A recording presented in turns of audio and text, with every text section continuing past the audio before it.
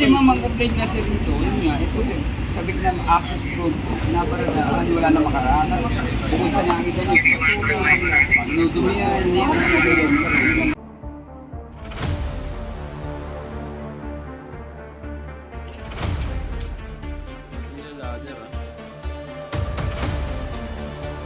Oh, sa lahat ng viewers yan ng Manager TV, please subscribe and click the notification button.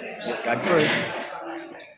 Oo, ito, dito tayo ngayon sa sa Cavite Street. Sir, good morning po. Morning, sir. Ayan. So ito. Thank you, sir. So ito, meron nagaganap na isang clearing operation nga po dito po sa may Blooming Street. Ito, Cavite Street. Ayan. Ito. Joint force ang MMDA at ang ang MTPB. Yan. Isang clearing operation po ang nagaganap dito lungsod po ng Maynila. Yan.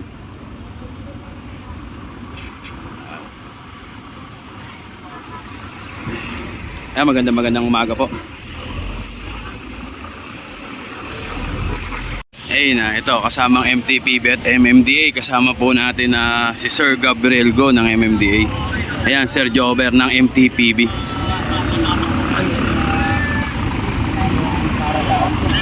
Kasi ano pa dito, no? Cavite Street. Ayan. Pag narito tayo pag ano, masaya, zero, gano'n. Nasa Cavite Street lang. Nasa Cavite Street.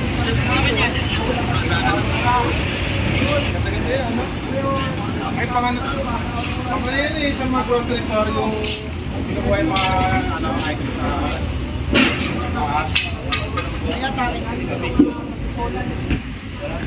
Tinatanggal po yung mga bato.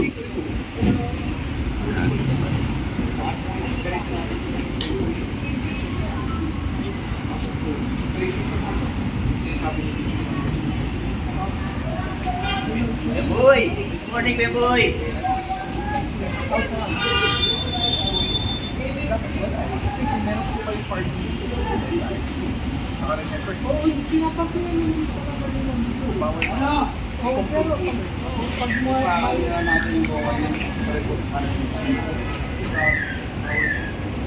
Kapito bang ano?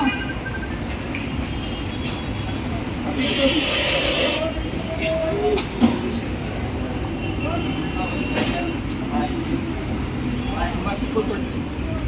Picture, David, picture mo to, papaan natin.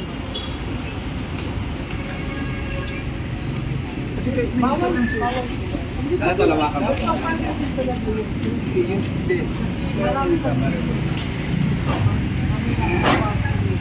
Hindi mo po tininigan. Hindi na ako kayo kilala. Mas kita kayo ng kalsada, ang masabi ay one-stop party. Yung kalsada, pag meron pong aberya, let's say, sa year or sa guna, hindi dapat pumasok.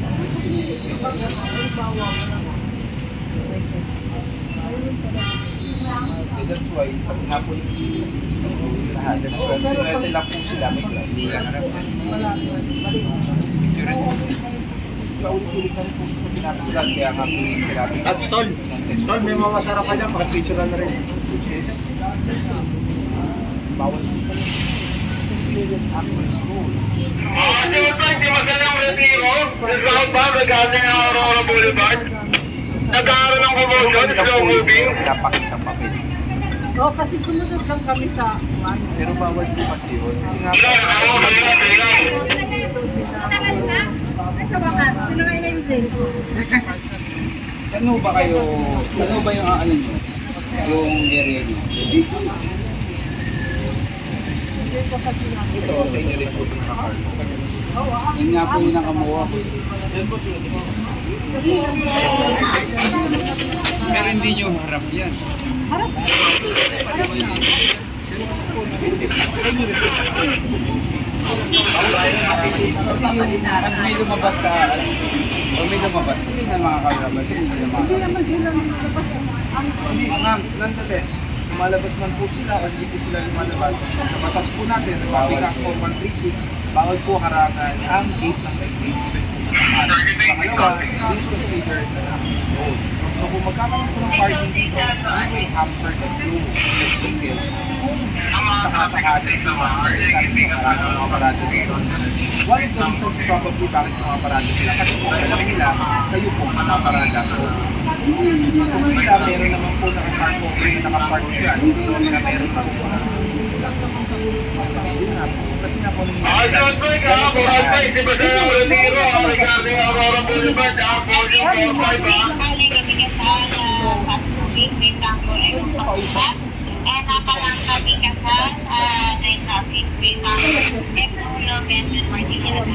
sino nag-ano sa inyo na naman? Pero ibig sabihin, sino naglangan na sa inyo? Hindi kasi yung ganyan. Sino po nag-ano sa inyo na kumuha ng kuha? Sino po nakausap po?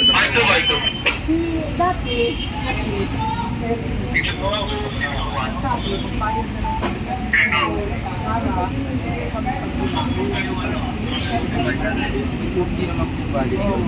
Valid yun.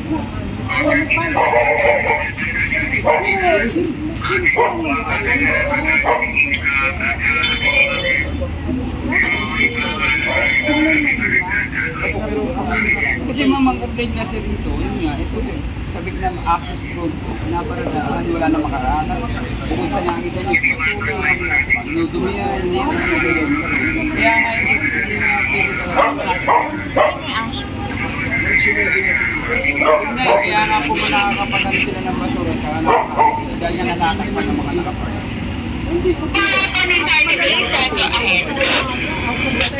Kaya nga nandito na po kami mamaya po ang that's why I said na humihingi kami ng operasyon na kailangan niya ginagawin. Dito po ako.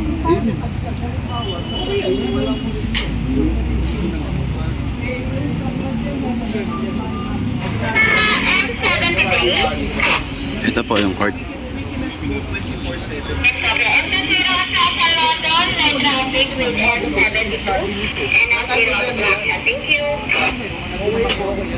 Itong stretch, hindi pwede mo kailangan mo yan.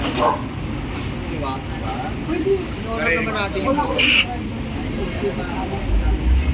Opo, bigyan po namin kayo hanggang tomorrow para alisin po yan. Kasi the next time na pagbalik po namin, makatake po yan. Kasi I don't think na umaalis po ba everyday?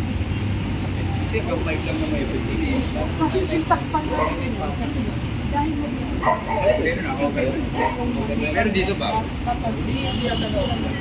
Hindi. Pero kailangan nyo. Ay, suggest yung mga nauna pa. Diba? Pero marami naman po tayo doon. Saan yan? Saan kanyo? Hindi sa room po. Na wala pong obstruction. Kasi hindi yung mga pumaparali. Tapos kayo. Para sa isa na meron po kayo pinapakita po. Hindi naman po pinapakita.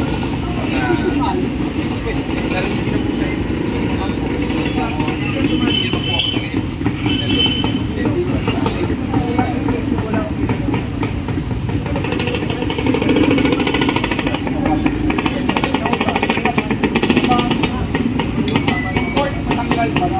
Ayun, court.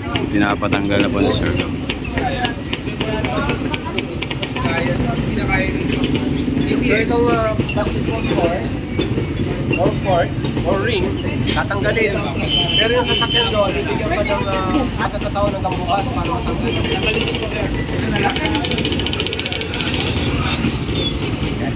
Oh.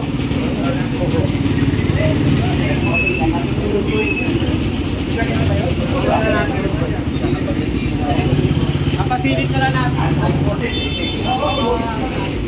Ayan, kasama natin Sir Jover ng MTPB. Ayan. Ito, gigilid na lang po ng mga MTPB. Ayan, pinagigilid na nga po ni Sir Jover.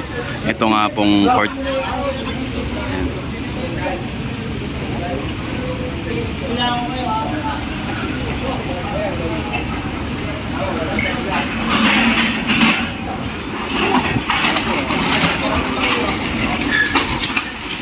Ayan, ginilid na nga po. Dahil puno na nga po yung truck. Kaya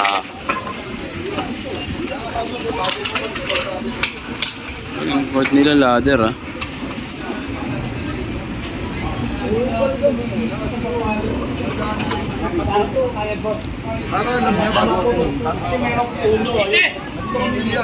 Tanggalin mo na yan, oh!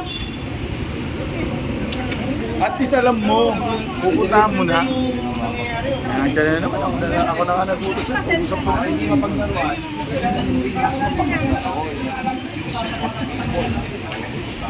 Kaya niyo ba akitin, kalasin na natin yung baseball board para hindi na mapaglaruan. Mas balikan na lang.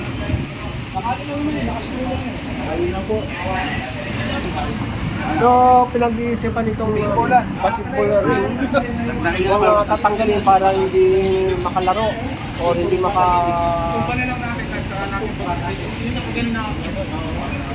Dahil nga walang dalang pamotol or Ito ah. pinag-iisipan itong board o yung ring na tatanggalin para hindi... Tanggalin natin yung board para kaya yan o. Hindi na ba...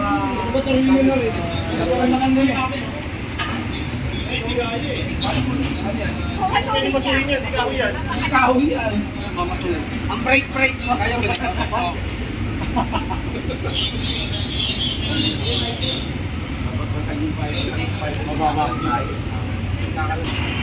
So ito, babalikan na lang po yung court tsaka itong isang sasakyan na to. Ayan.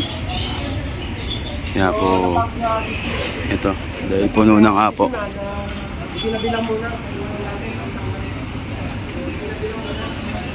Kasama rin natin ang kapulisan ng Blooming Treat ah.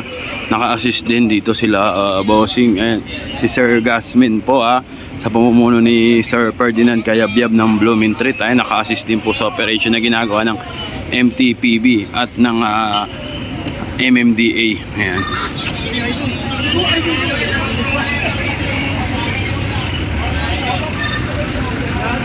So yun nakakita lang natin sila nag-ooperate dito. Kaya nasundan natin.